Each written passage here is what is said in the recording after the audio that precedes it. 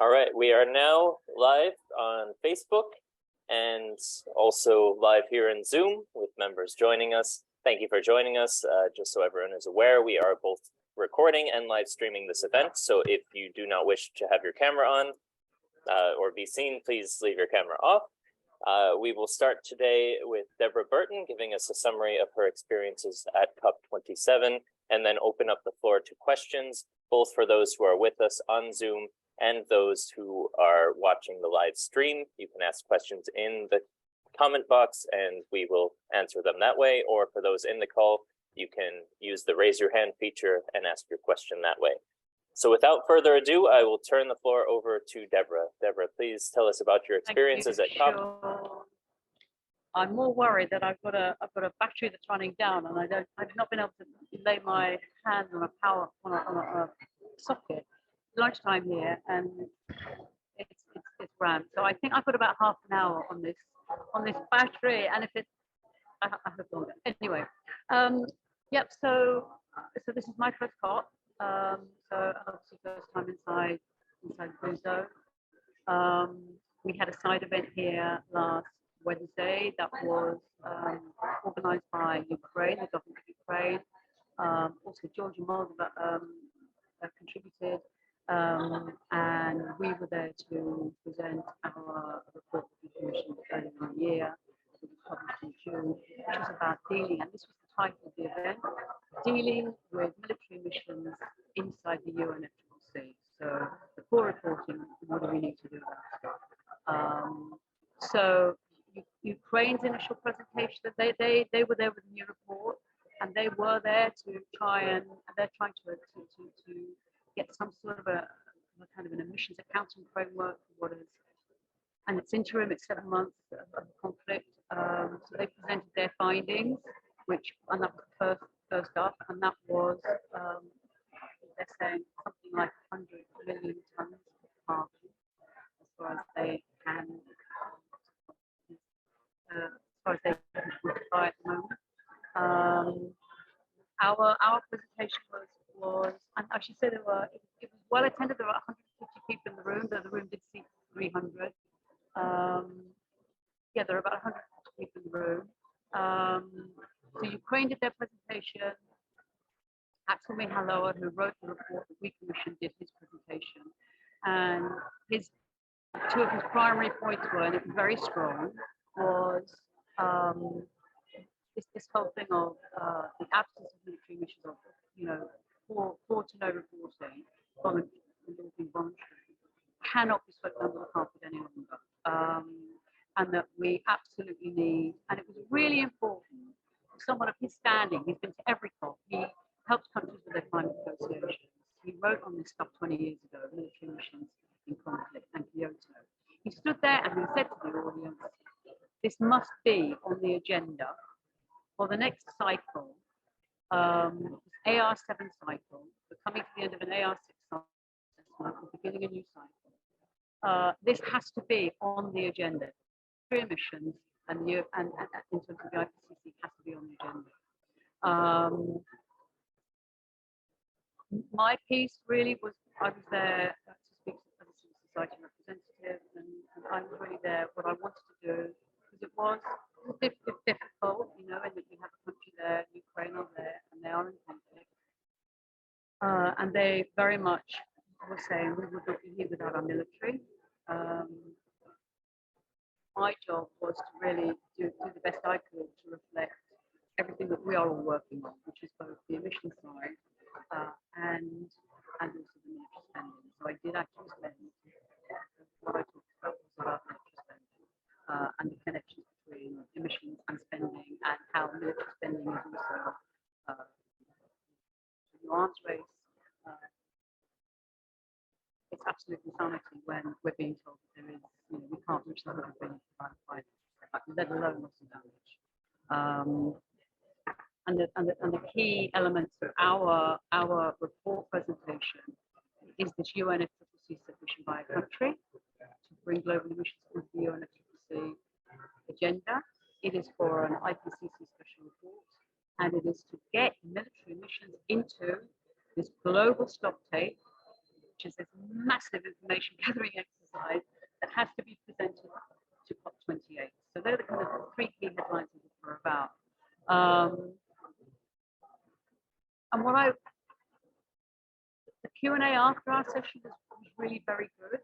There was a great question asked by someone at the very end about what does all this mean for the big picture. And it did give me an opportunity to talk a little bit about why we are going in the wrong direction in the face of 3 degrees. You know, the Ukraine war has, you know, absolutely spending on steroids. Everybody is upping their military spending, expending, you know, tens, hundreds of billions. It makes absolutely no sense in the face of 3 degrees, a looming 3 degrees, and there being a loss and damage. They're still here. They're still here. I've sat in some loss and damage sessions and raised military spending. And, you know, they're not sure how that's all going to go from the end of this week and the discussions around what the level of commitment is to loss and damage. So that was how I was more or less framing what we had to say. The reaction to the presentation that I gave was, you know, incredibly affirming, because I was a little bit worried about what the reaction might be to what it was I had to say, and it was the opposite. There were a good number of people, including a woman who, I don't know who she's with, but she said something like this. She's like BCC member who came up to say thank you. There were like half a dozen people on board who came up and said thank you. Can we have a copy of your speech? Which of course I didn't have. That sort of made it all worthwhile. And the media that were in the room. So Bloomberg were there, AFP, the French press agency, was there. Swiss TV, German TV, I can't remember, a handful of others. They all covered it. And actually, Bloomberg took. So I talked about the emissions, you know, coming to, as far as we know, obviously. And I couldn't mention SGR, COP report because it was embargoed. So I just talked about approximately 5% of global emissions stats. And Bloomberg took that. So Bloomberg ran a piece, also included the Ukraine's work, but included our 5%. AFP ran it.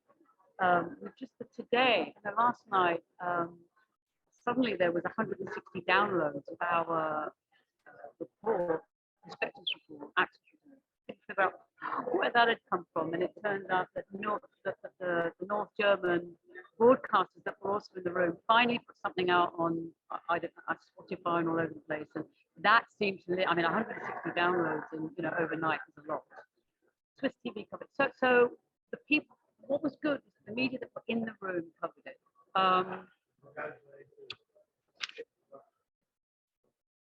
The more general thing to say about, so that event happened, that side event happened, and then for the next few days I'm wandering around like a lot of people because this place is huge and I'm bewildered half the time. But you stumble on some fantastic things when you're lost. But talking to people, having random conversations with people, I would say people are aware of military missions at this point.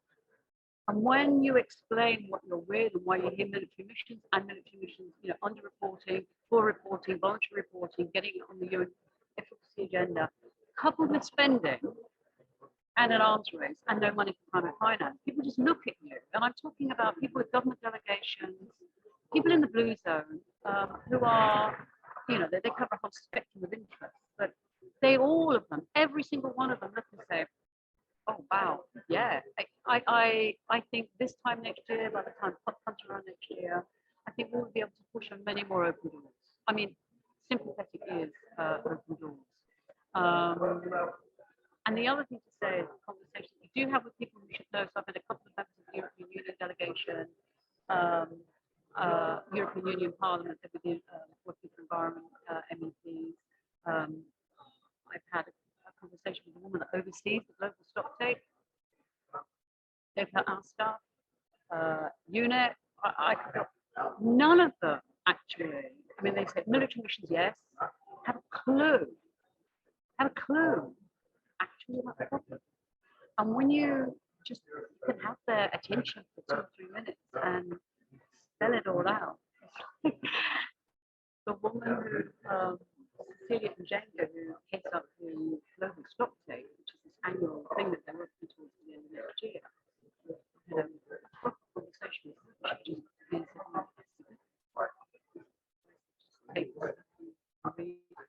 they're calling. We will make a submission as others will to the stock take to make sure that this is on the agenda. They are, Ukraine, as I said in my talk, it has been the conflict in Ukraine that has brought the oxygen crisis. As I said in my talk, Iraq didn't. Other conflicts did not. This has, and now that we're here, the reaction I would say that I've had from people is they're more sympathetic. What they're not saying is, oh, but we need to increase military spending and climate conference, so they wouldn't say war is a casualty, it's just climate is a casualty, they wouldn't say that. But it's not been as tricky, these conversations, as I thought they would be. So my general takeaway after that event and those days intervening where I was talking to people generally is that military greenhouse gas emissions is absolutely a topic that people are open to. So that's the emissions work. On the spending, so as you know, the TNI stock bottom data report was launched yesterday. So I've taken that here, there, and everywhere. Spending is more difficult because people are just they're not thinking of military spending as a they're not thinking. I think if they know about emissions, they're simply thinking about spending. So what I've been able to do is to sort of, where I can, insert the military spending, climate finance, loss and damage, make that connection for people. So quite a significant loss and damage event a few days back. There was, which was much more an event, an activist gathering, where I said military spending. There's another bit more of a kind of a high panel meeting, loss and damage, chaired by somebody called Sally McCarthy, who is the chair of the expert advisory committee to the climate forum. He did a forward for what we did on emissions and spending for Stockholm 50 meeting in June. And there was a Q&A, and I just stood up, talked about emissions, and then I talked about spending, and the conversation has been about where's the money coming from. I simply said, it's sitting inside defence budget, because in the next 7 years, we're going to be spending, we're going to be spending the best part of. You're struggling to hear.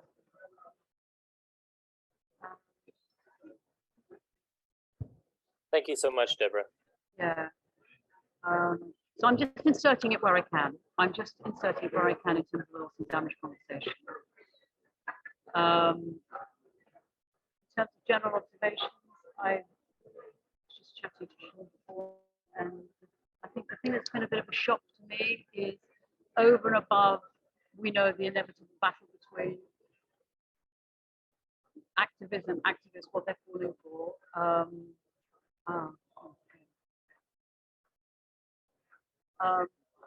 Is the amount of the COP is actually also a trade show.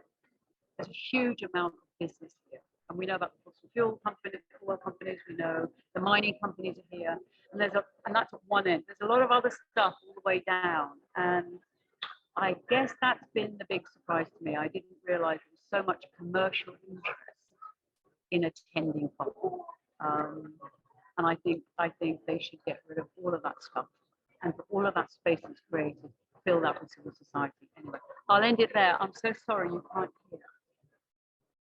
Thank you, Deborah. Maybe one thing that could help a little bit with the sound for the question and answers, if you can just bring the microphone on your headphones a little bit closer. hopefully that can improve things a little bit, but Okay.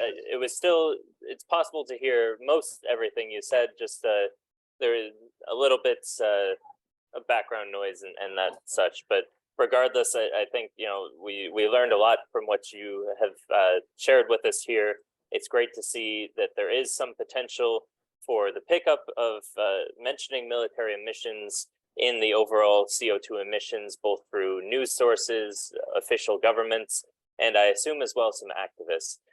We will now open up to the question and answer session.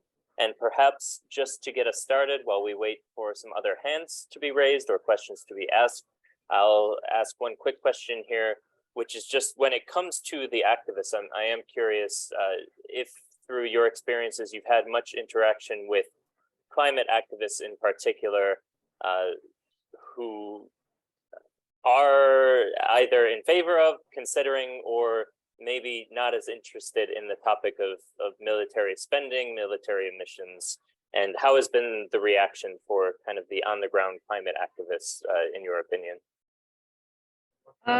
I have been almost entirely in the blue zone.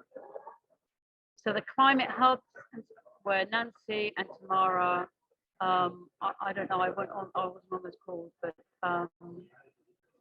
I don't know, I'm really not in those spaces. I've been spending a bit more time, almost all my time, in those other spaces, which I'm making the most of having access to inside the blue zone.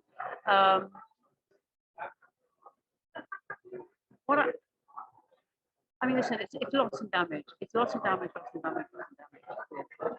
And, you know, I'm sure those connections, and we are starting to make those connections. And this is really, I think, the first COP.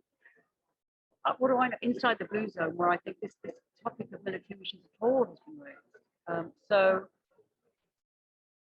I mean, I'm assuming that for activists, it will be increasingly a no-brainer. I mean, I know in the climate, I saw Nancy before she left, and I think she said the Climate Justice Hub was not as busy as she had thought it might be. But I haven't made it my job here to be reaching out to those areas. That's good to know. It also provides some insights into really the distinctions between the green zone and the blue zone, who's in what spaces, and possibly the lack of overlap. And maybe that's a bit concerning as well between the activist community and more of the professional diplomatic community or politicians. I see we have a couple questions from Nick Buxton that he has posted in the chat here. The first one is there a figure, folk, in the G77 group of 77 nations that are talking about in terms of loss and damage? And the second question he has posted here is, do you have any suggestions for media outreach or public outreach on the issue in the final remaining days of COP and in military emissions and spending? Media outreach, it's really difficult to access. I have found to access the media unit here, anyway, just here. I mean, I'm thinking quite conventionally here, but the BBC covered, I don't know if you've seen it, BBC Today, BBC Science covered Ukrainian emissions story. And Justin Roller is here from the BBC, and I feel that it's possible with the general awareness here inside this blue zone on military missions, and I do think there is an awareness of it in here, that it's almost worth going to Justin Roller, certainly in terms of the BBC, because I think he's also getting covered. I have the TV on in the hotel, and he gets covered on BBC World News. Media outreach. I'm struggling, Nick. I'm struggling. You cannot penetrate the media section here inside the blue zone. This is what that you need. It's just a question of who you can randomly bump into. Of course, you can't be doing actions, or that has to all be sanctions. We know that. To have permission for I will think. And what was the other question on the group G7? of 77? Yeah, G77. Are there any countries in there that we could? That are talking about in terms of loss and damage.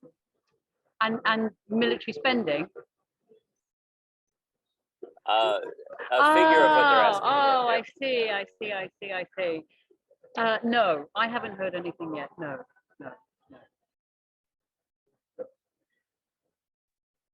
Thank you, Deborah. Do we have any other questions from those who are with us in Zoom? Feel free to raise your hands or ask in the chat, whichever you prefer. Otherwise, perhaps I can go ahead and ask another question while we're waiting here. I see we have a question from Lindsay. I'll go to Lindsay then. Not really a question, Deborah. It's just excellent. Well done. I think you've done an amazing job. I listened into the side event obviously last week and I thought it was brilliant. So just a huge pat on the back because I just think the coverage that you've had, it's just been brilliant. So just passing on my congratulations, really. Very much. I'm sure it's all a freak COP. That's all I can say. It feels a bit freak, but it's been easier than I thought, Lindsay. Good. And yeah, and hopefully there's that complementary of what with the stuff that we've been trying to do our end as well with the Stuart's estimate as well. I think that's just a great combination of what we can how we can get that media coverage broader and wider. Everything finds the people who need to see it. Yeah, I mean the woman from AFP who came to the talk. Yeah. She had the Nature article, so she showed me the Nature article, which is. She said, "Where are you? Where are you?" And I know, thank God, we were there as a reference. Oh, okay. So it was all, it was all kind of. I think it all comes together anyway. It all comes together anyway, and all of the work that's been done. The five, getting to these estimates and the numbers are everything. I say everything. If you have solid, simple numbers that you can paint pictures with for people. I agree. Data and figures is what journalists want to hear and see. So it's just so important that we can keep on trying to get that data and facts to support our arguments. Yeah, completely agree. But yeah, well done. Thank you, Lindsay. And I think we can all agree, as others have done in the chat here, that you have done some great work there. And it's amazing to see us moving forward with this issue of military emissions and military spending within the context of climate change and the need for change there. I don't see any other hands up now. We are still giving the opportunity if anyone has any questions they would like to ask. I have a question in the meantime here, though, while we're waiting for perhaps another question. I'm wondering if in the event that you took part in last week, if you see that there's a chance perhaps that because of the involvement of Ukraine, although it shouldn't matter too much, if this risks the chance that military emissions could be sort of a tool used by the West or others to discourage military presence of others while not actually leading to any meaningful change in the West's military emissions or military spending. If they could perhaps just use this as sort of a rhetoric to perhaps work against other militaries or other parts of the world while not taking it into account for their own militaries. I think I understood that. I'm not sure I understood that. Will they use what you mean? Will the big military emitters use the war in Ukraine as a pretext for what? For basically a way to not make any meaningful change themselves, but to discourage their adversaries or to criticize their adversaries for their military spending, perhaps as another tool to maintain the dominant military power. They'll do anything they need to do. I mean, they'll do anything they need to do. I mean, what is interesting is that I haven't in all of the, and I've had a lot of conversations in you know, in the hotel. There's a guy in the hotel who was an advisor to Obama. He has the ear of Biden, but he's also worked with the Environmental Defense Fund, and so he's, you know, he's put in both camps. And lots of conversations. No one has said, oh, but the military are greening, aren't they? Oh, but they're trying to, oh, shouldn't they? Or, well, they are, aren't they? And there was one guy who was with the American delegation, and I was with somebody else, and she knew him, and she introduced me as somebody working on military missions. And said, oh, I've just come from an US civilian briefing, and military emissions came up. I don't know who asked that. That might have been tomorrow. I have no idea. Emissions came up. And he said they talked about how they're greening, you know, they're really getting to grips with greening. And I saw them there. And he laughed and he said, I know. So the greening thing hasn't really, I think for anybody who really engages their head, they understand there's a point at which you can't green your way out.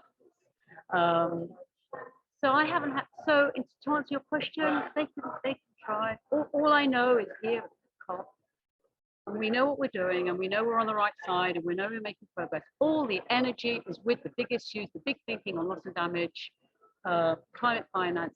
You go into those rooms, that is where the energy is. And this is absolutely where I bumped into Vanessa Nakati, lost again, saw her walking towards me and thought twice, and I turned around and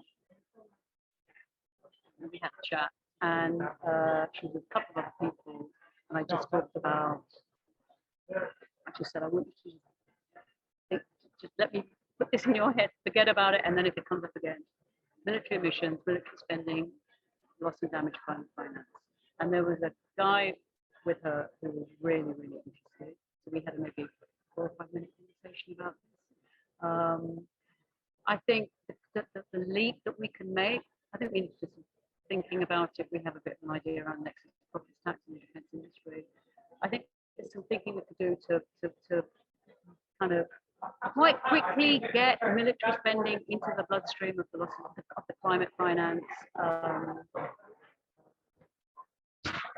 agenda. So I'm actually interested in that. I'm interested in seeing how the energy can come our way, and the energy, it is so clear to me.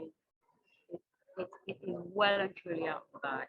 So it's just a question of we keep on doing what we're doing, more of the same, and I don't know, you know, by next fall, we could find ourselves really much further down the line, on both finance and the emissions awareness. Thank you. So I'll call again for questions. If anyone in the Zoom or watching via the Facebook live stream has any questions, please feel free to raise your hand, write in the chat or comment boxes.